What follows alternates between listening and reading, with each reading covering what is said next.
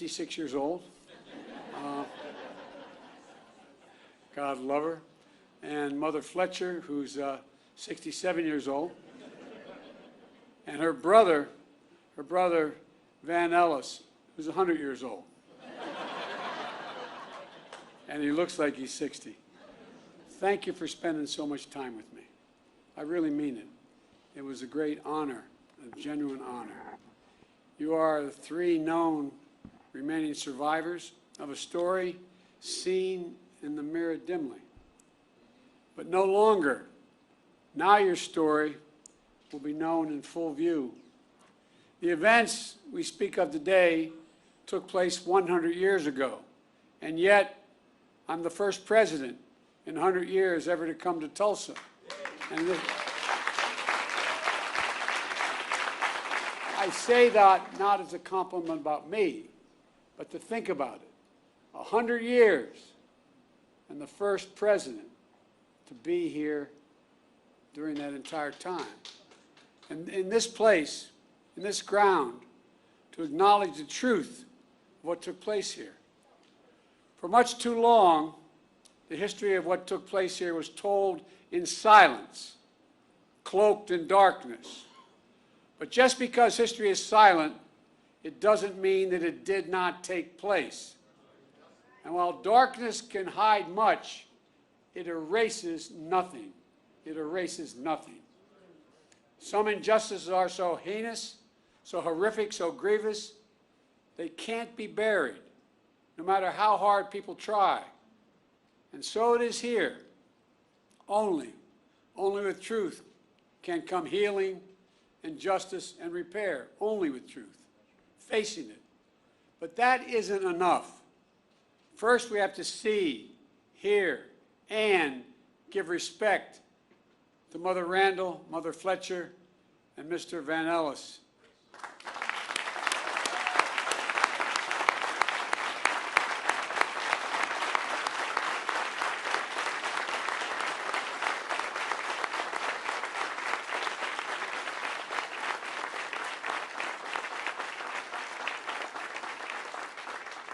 And to all those lost so many years ago, to all the descendants of those who suffered, to this community, that's why we're here, to shine a light, to make sure America knows the story in full. May 1921, formerly enslaved black people and their descendants are here in Tulsa, a boomtown of oil and opportunity and a new frontier. On the north side, across the rail tracks that divided the city already segregated by law, they built something of their own, worthy of their talent and their ambition. Greenwood, a community, a way of life. Black doctors and lawyers, pastors, teachers, running hospitals, law practices, libraries, churches, schools. Black veterans, like the man I had the privilege of giving a command coin to, who fought, volunteered and fought and came home and still face such prejudice.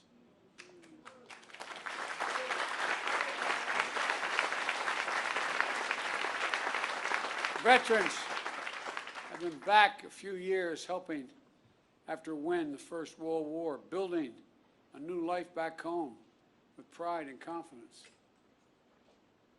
There were mom and there were at the time mom and pop black diners, grocery stores, barber shops, tailors, the things that make up a community. At the Dreamland Theater, a young black couple holding hands, falling in love. Friends gathered at music clubs and pool halls, at the Monroe family roller skating rink.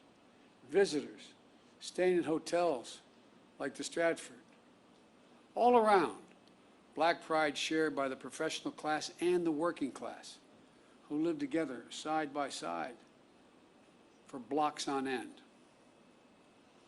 Mother Randall was just 6 years old. 6 years old, living with her grandma. She said she was lucky to have a home and toys and fortunate to live without fear. Mother Fletcher was 7 years old, the second of 7 children, the youngest being Mr. Van Ellis, was just a few months old. The children, former sharecroppers, when they went to bed at night in Greenwood, Mother Fletcher says, they fell asleep rich in terms of the wealth, not real wealth, but a different wealth, a wealth in culture and community and heritage.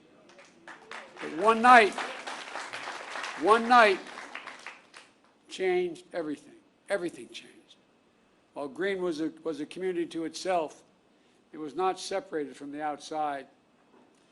It wasn't everyone, but there was enough hate, resentment, and vengeance in the community. Enough people who believed that America does not belong to everyone and not everyone is created equal. Native Americans, Asian Americans, Hispanic Americans, Black Americans, a belief enforced by law, by badge, by hood, and by noose that speaks to that lit the fuse. It lit it by the spark that it provided. A fuse of fury was an innocent interaction that turned into a terrible, terrible headline allegation of a black male teenager attacking a white female teenager. A white mob of 1,000 gathered around the courthouse where the black teenager is being held, ready to do what still occurred, lynch that young man that night. But 75 black men, including black veterans, arrived to stand guard. Words were exchanged, then a scuffle, then shots fired. Hell was unleashed. Literal hell was unleashed. Through the night and into the morning, the mob terrorized Greenwood, torches and guns, shooting at will. A mob tied a black man by the waist to the back of their truck with his head banging along the pavement as they drove off. A murdered black family draped over the fence of their home outside. An elderly couple knelt by their bed praying to God with their heart and their soul when they were shot in the back of their heads. Private planes dropping explosives. The first and only domestic aerial assault of its kind on an American city, here in Tulsa. 8 of Greenwood's nearly 24 churches burned like Mount Zion across the street at Vernon AME. Mother Randall said it was like a war. Mother Fletcher says all these years later, she still sees black bodies around. The Greenwood newspaper publisher, A.J. Smitherman, penned a poem of what he heard and felt that night. And here's the poem. He said, kill them, burn them, set the pace, teach them how to keep their place. Reign of murder, theft, and plunder was the order of the night. That's what he remembers in the poem that he wrote.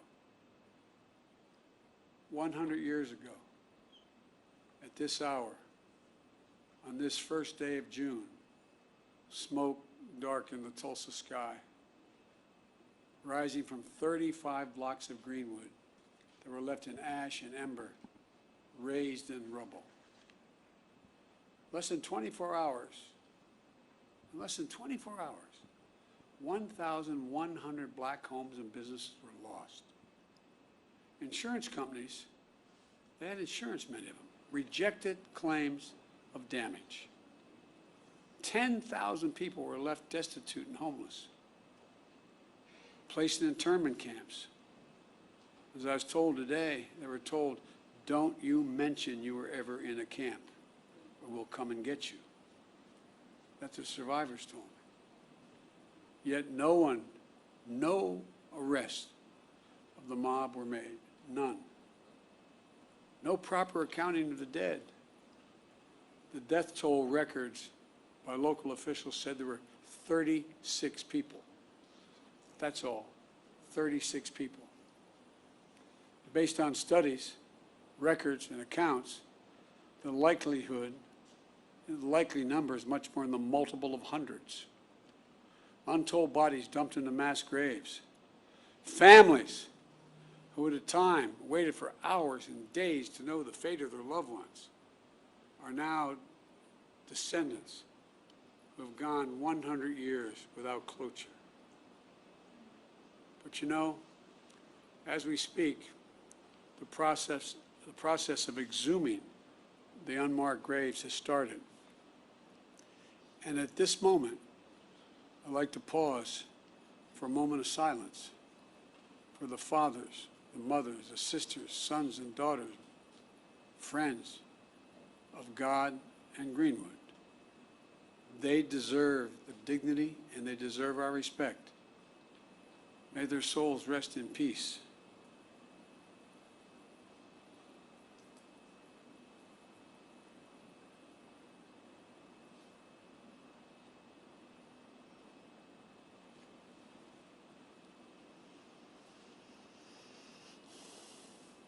My fellow Americans, this was not a riot. This was a massacre.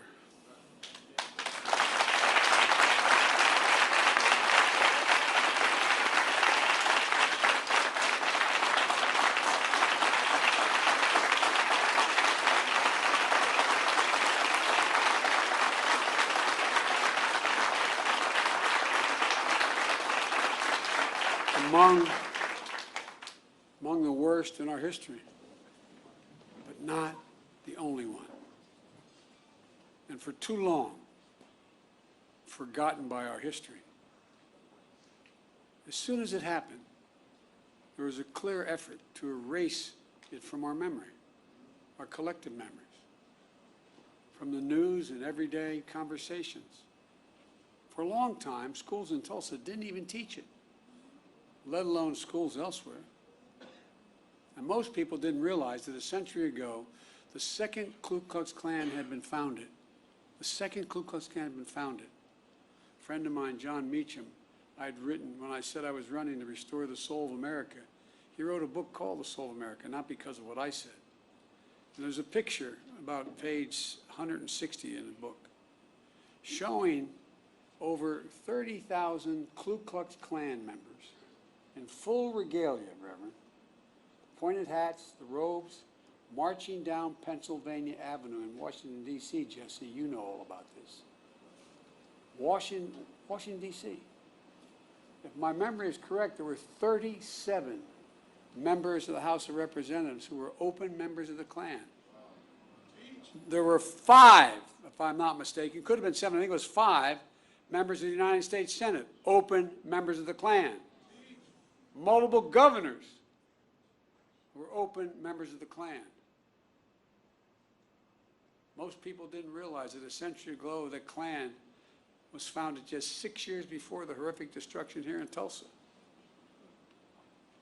And one of the reasons why it was founded was because of guys like me who are Catholic. It wasn't about African Americans then. It was about making sure that all those Polish and Irish and Italian and Eastern European Catholics who came to the United States after World War I would not pollute Christianity. The flames from those burning crosses torched every region of the country. Millions of white Americans belonged to the Klan, and they weren't even embarrassed by it. They were proud of it. And that hate became embedded systematically and systemically in our laws and our culture. We do ourselves no favors by pretending none of this ever happened, or it doesn't impact us today, because it does still impact us today. We can't just choose to learn what we want to know and not what we should know.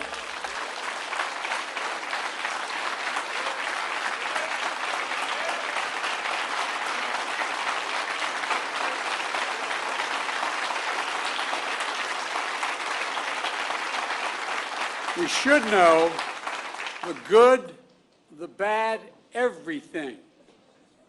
That's what great nations do. They come to terms with their dark sides.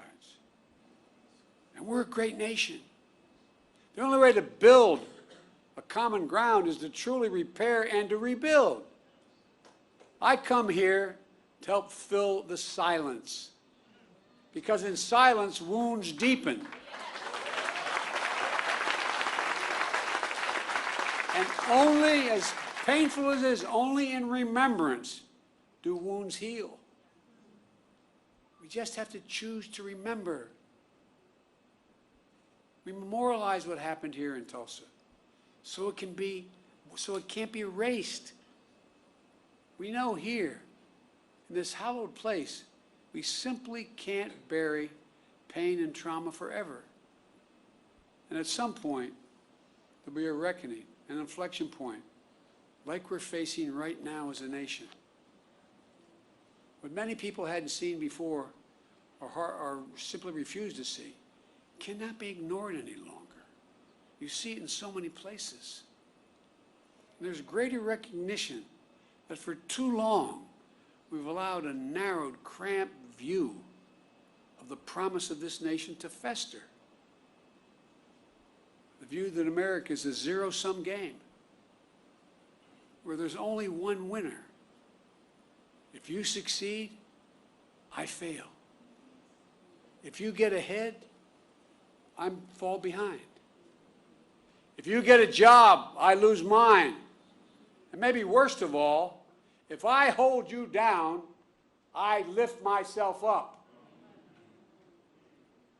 Instead of, if you do well, we all do well. We see that in Greenwood. This story isn't about the loss of life, but a loss of living, of wealth and prosperity and possibilities that still reverberates today. Mother Fletcher talks about how she was the only able to attend school in the 4th grade and eventually found work in the shipyards as a domestic worker. Mr. Van Ellis has shared how even after enlisting and serving in World War II, he still came home to struggle with a segregated America. Imagine all those hotels and dinners and mom and pop shops that could have been passed down this past 100 years. Imagine what could have been done for black families in Greenwood. Financial security and generational wealth. If you come from backlines like my family, working class, middle class family, the only way we ever able to generate any wealth was inequity in our homes. Imagine what they contributed then and what they could have contributed all these years. Imagine a thriving Greenwood in North Tulsa for the last 100 years. What that would have meant for all of Tulsa, including the white community. While the people of Greenwood rebuilt again in the years after the massacre, it didn't last. Eventually, neighborhoods were redlined on maps, locking black Tulsa out of home ownership. A highway was built right through the heart of the community. Lisa, I was talking about our west side, what 95 did after we were occupied by the military, after Dr. King was murdered. The community, cutting off black families and businesses from jobs and opportunity. Chronic underinvestment from state and federal governments denied Greenwood even just a chance of rebuilding. We must find the courage to change the things we know we can change. That's what Vice President Harris and I are focused on, along with our entire administration, including our Housing and Urban Development Secretary, Marcia Fudge, who's here today.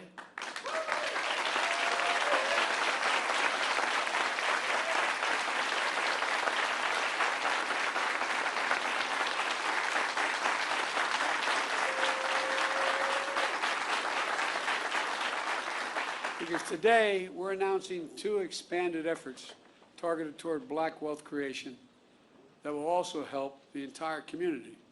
The first is my administration has launched an aggressive effort to combat racial discrimination in housing.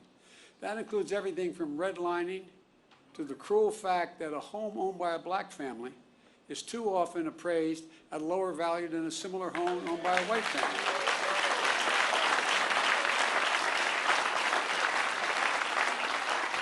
And I might add, and I need help if you haven't answered this one, I can't figure this one out, Congressman Horsford. But if you live in a black community and there's another one on the other side of the highway, it's a white community, it's built by the same builder, and you have a better driving record than the guy with the same car in the white community, you're getting paid more for your auto insurance. Shockingly, the percentage of black American homeownership is lower today in America than when the Fair Housing Act was passed more than 50 years ago. Lower today. That's wrong. And we're committed to changing that. Just imagine if instead of denying millions of Americans the ability to own their own home and build generational wealth, we made it possible for them to buy a home and build equity into that home and provide for their families. Second, small businesses are the engines of our economy and the glue of our communities. As president, my administration oversees hundreds of billions of dollars in federal contracts for everything from refurbishing decks of aircraft carriers and installing railings in federal buildings to professional services. We have a thing called, I won't go into it all, but there's not enough time now, but I'm determined to use every taxpayer's dollar that is assigned to me to spend going to American companies and American workers that build American products. And as part of that, I'm going to increase the share of the dollars the federal government spends to small disadvantaged businesses, including black and brown small businesses. Right now it calls for 10%. I'm going to move that to 15% of every dollar spent will be spent for those. I have the authority to do that. Just imagine, instead of denying millions of entrepreneurs the ability to access capital and contracting, we made it possible to take their dreams to the marketplace to create jobs and invest in our communities. The data shows young black entrepreneurs are just as capable of succeeding given the chance as white entrepreneurs are.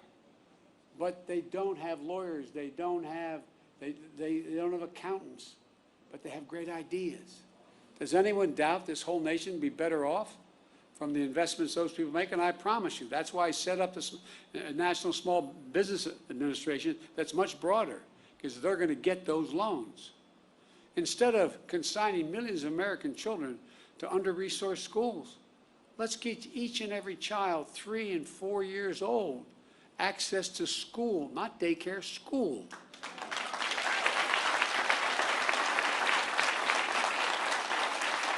In the last 10 years, studies have been done by all the great universities. It shows that it increased by 56% the possibility of a child, no matter what background they come from, no matter what.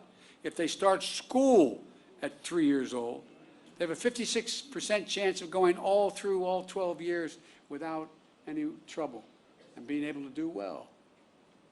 And a chance to learn and grow and thrive in a school and throughout their lives. And let's unlock more than an incredible creativity and innovation that will come from the nation's historically backed colleges and universities.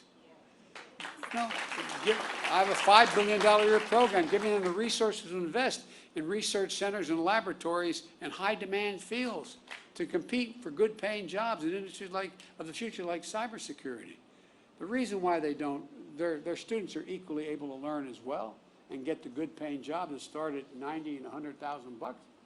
But they don't have the money to provide and build those laboratories. So guess what? They're going to get the money to build those laboratories. So instead of just talking about infrastructure, let's get about the business of actually rebuilding roads and highways, filling the sidewalks and cracks, installing streetlights and high-speed internet, creating space to live and work and play safely. Let's ensure access to health care, clean water, clean air, nearby grocery stores, stocked with fresh vegetables and food that in fact deal with. I mean, these are all things we can do. Does anyone doubt this whole nation will be better off with these investments? The rich will be just as well off, the middle class will do better, and everybody will do better. It's about good paying jobs, financial stability, and being able to build some generational wealth. It's about economic growth for our country. and outcompeting the rest of the world, which is now outcompeting us. But just as fundamental as any of these investments I've discussed is maybe the most fundamental: the right to vote. The right to vote.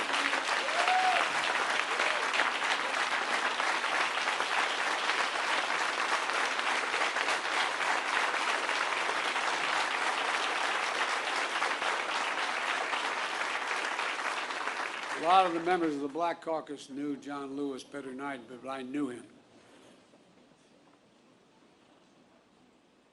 On his deathbed, like many, I called John to speak to him. Rev, all John wanted to do is talk about how I was doing. He died, I think, about 25 hours later. But you know what John said? He called the right to vote precious, almost sacred. He said the most powerful, nonviolent tool we have in a democratic society. This sacred right is under assault with incredible intensity like I've never seen, even though I got started as a public defender and a civil rights lawyer. With an intensity and aggressiveness that we've not seen in a long, long time. It's simply un-American. It's not, however, sadly, unprecedented. The creed, "We shall overcome," is a long-time mainstay of the civil rights movement, as Jesse Jackson can tell you better than anybody.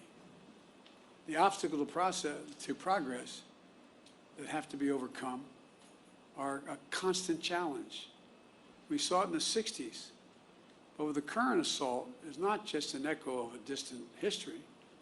In 2020, we faced a tireless assault on the right to vote. Restrictive laws, lawsuits, threats of intimidation, voter purges, and more. We resolved to overcome it all, and we did. More Americans voted in the last election than in the midst of a pandemic, than any election in American history. You got voters registered. You got voters to the polls. The rule of law held. Democracy prevailed. We overcame. But today, let me be unequivocal. I've been engaged in this work my whole career, and we're going to be ramping up our efforts to overcome again. I will have more to say about this at a later date, a truly unprecedented assault on our democracy, an effort to replace nonpartisan election administrators and to intimidate those charged with tallying and reporting the election results. But today, as for the act of voting itself, I urge voting rights groups in this country to begin to redouble their efforts now to register and educate voters. And in June should be a month of action on Capitol Hill. I hear all the folks on TV saying, why doesn't Biden get this done? Well, because Biden only has a majority of effectively 4 votes in the House and a tie in the Senate, with 2 members of the Senate who vote more with my Republican friends. But we're not giving up. Earlier this year, the House of Representatives passed For the People Act to protect our democracy. The Senate will take it up later this month, and I'm going to fight like heck with every tool at my disposal for its passage. The House is also working on the John Lewis Voting Rights Act, which is critical to providing new legal tools to combat the new assault on the right to vote. To signify the importance of our efforts, today I'm asking Vice President Harris to help these efforts and lead them among her many other responsibilities. With her leadership and your support, we're going to overcome again, I promise you, but it's going to take a hell of a lot of work. And finally, we must address what remains the stain on the soul of America. What happened in Greenwood was an act of hate and domestic terrorism with the through line that exists today still. Just close your eyes. And remember what you saw in Charlottesville 4 years ago on television. Neo-Nazis, white supremacists, the KKK, coming out of those fields at night, Virginia, with lighted torches, the veins bulging on their, as they were screaming. Remember, just close your eyes and picture what it was. Well, Mother Fletcher said when she saw the insurrection at the Capitol on January the 9th, it broke her heart. A mob of violent white extremists thugs, said reminded her of what happened here in Greenwood 100 years ago. Look around at the various hate crimes against Asian Americans and Jewish Americans. Hate that never goes away. Hate only hides. Jesse, I think I mentioned this to you. I thought after you guys pushed through with Dr. King, the Voting Rights Act and the Civil Rights Act, I thought we were moved.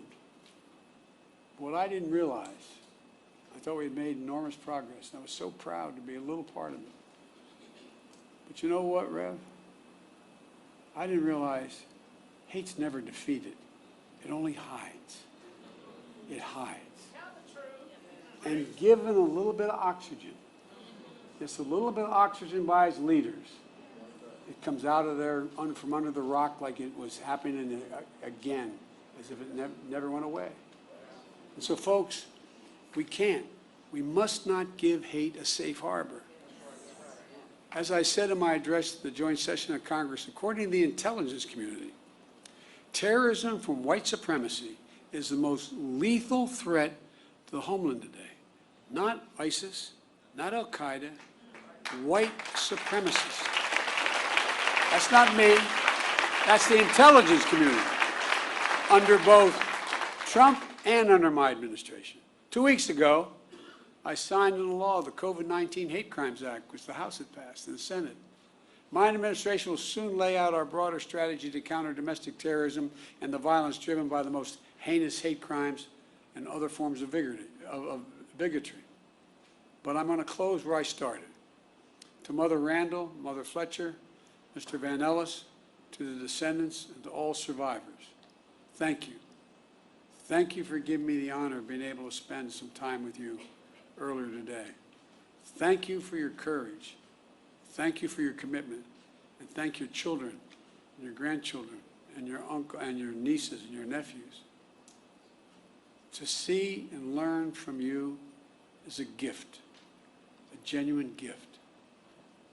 Dr. John Hope Franklin, one of America's greatest historians, Tulsa's proud son, whose father was a Greenwood survivor, said, and I quote, "Whatever you do, it must be done in the spirit of goodwill and mutual respect and even love.